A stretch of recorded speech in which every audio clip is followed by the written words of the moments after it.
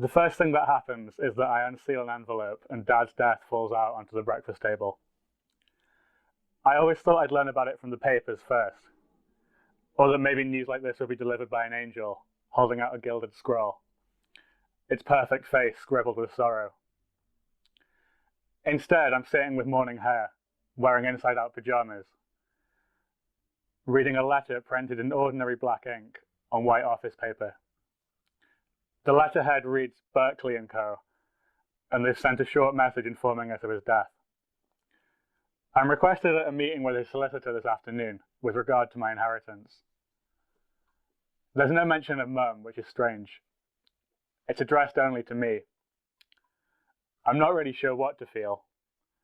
I was halfway through a bowl of cereal when I opened the letter, and my wheat flakes have melted into something that looks like wet brown sand. I pick up the remains of my breakfast and move over to the sink.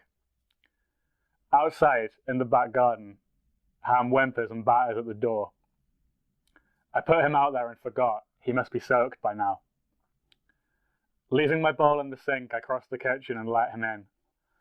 I get the door open and he shoots past like a dog possessed, streaking wet prints across the tiles.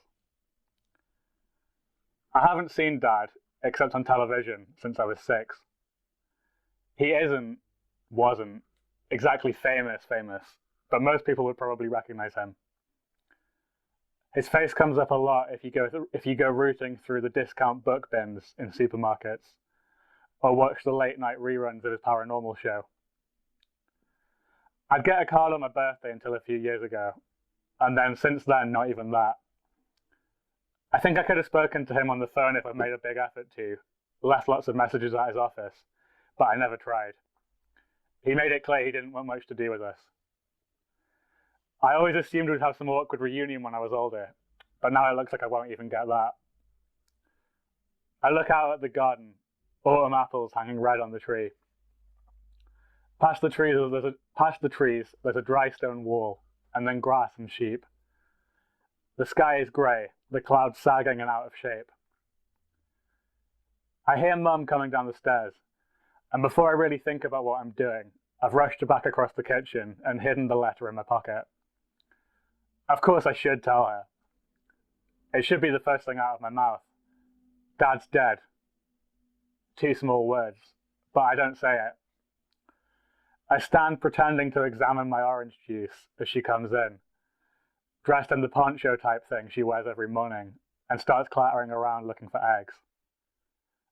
Does she know already? It doesn't seem like it. She barely dealt with the separation. If she knew he was dead, I doubt she'd be standing upright. I'm worried about how she'll handle this. He was famous enough that it'll be in the news somewhere. She's going to find out. I really ought to tell her now. Morning, I say cheerily to Mum, as if nothing unusual was happening. Morning, love, she says, turning half around, giving me a sleepy grin. Mum cracks an egg on the side of the pan. The time to tell her seems to pass, and I stand doing nothing. Ham reappears, claws clicking with every step he takes on the tiles. He's a hunting dog, a compressed spring of grey fur and sinew. His snout is long and regal, but his head is topped by a crown of pale fluff, which reminds me of a newly hatched chick. He presses his damp head against my hand. Despite all the crimes I've committed against him, the vet visits and worming tablets and forced walks in the rain, Ham believes I'm a good person. He grumbles as I knead his shoulders. Mum's name is Persephone, although she's keen on reinvention, and I think her actual birth certificate might say something different. She's not close with my granddad. Mum is tall and wiry, with blonde hair like fraying rope. I think the best way to explain her is that she doesn't do a lot, or more that she starts things and then doesn't finish them, whether that's a letter or a book or a meal, or her long-running plan to set up a crystal shop. She's interested in the restorative power of crystals. She's also interested in tarot cards, numerology, past life regression, ancient astronaut theories, Reiki, and books by people who've met angels or changed their lives through positive thinking. The perfect partner for a professional ghost expert like Dad. Or should have been, at least. Mum's less interested in getting a job or cleaning the house or going to parent-teacher conferences. I think Dad must still handle the money side of things, despite the split, so don't go thinking I've had it rough. Power cut off, empty boxes at Christmas, or anything like that.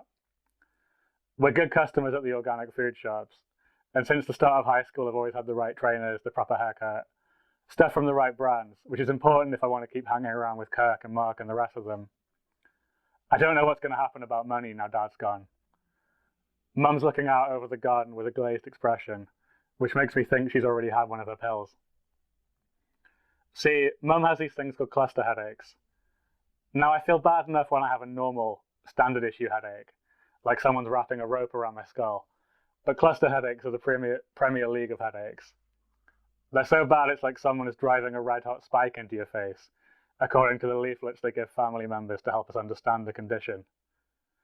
When Mum has an attack going on, she has to retreat into her bedroom with the curtains firmly drawn, and stay in there for days and days, with a blindfold and ice on her forehead. So that's how things are with Mum. She's not that bad, to be honest. We get on pretty well, because she's really not too interested in how I do at school, or who my mates are, and how long I stay out with them, which is what my friends fight with their parents about.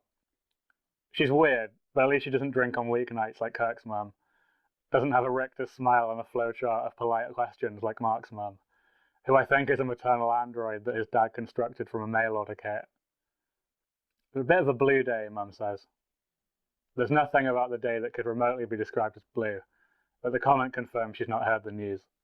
I have no idea how to bring it up. Yeah, I say, pummeling hands, shoulders and back. I've realised I'll have to skip school today. I'm already very late thanks to the letter, not that Mum's noticed. My meeting with Dad's solicitor is in the early afternoon, but the buses to the city take the long route, and it's easier to just not go to school rather than try and sneak out at lunch break. If they ask where I was, I've got a nuclear-grade trump card. The teachers will be scrambling over themselves to accommodate me when they find out what happened. I'll have a couple of months of them jumping through whatever hoop I like. Hope we'll see some birds today, Mum says, gesturing at the feeder she's got hanging from one of the apple trees. This is a recent project. I bet they'll go nuts for it, I say. She scrapes her egg onto a plate. You know, because it's full of nuts. Mum's smile comes on slowly. She doesn't turn around, but I can see the ghost of it in her reflection. It only lasts a few moments. I walk over to her. Ham follows me, snorting and butting at my legs. I've got to get ready for school now, I say, and I'll be a bit late back. I've got rugby practice tonight. I don't, but I'm not sure how long the meeting will take. Do good things today, Mum says. You're a special person. When I hug her, I can feel all the bones in her back. Okay, thank you.